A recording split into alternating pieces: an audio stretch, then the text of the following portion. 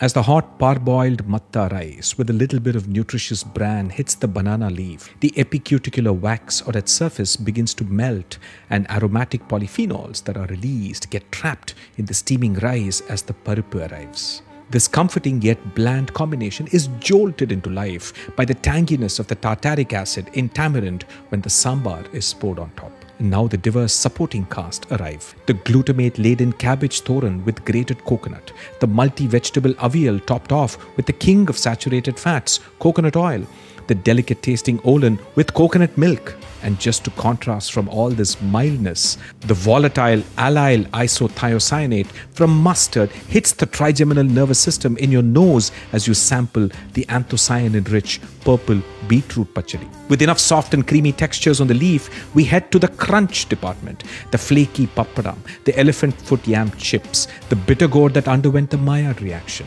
And since human chefs can only do so much, we head to the molecular gastronomy department of lactobacteria with the tangy yogurt-based pulisheri and an assortment of pickles whose aim is to punch you in the face with flavor.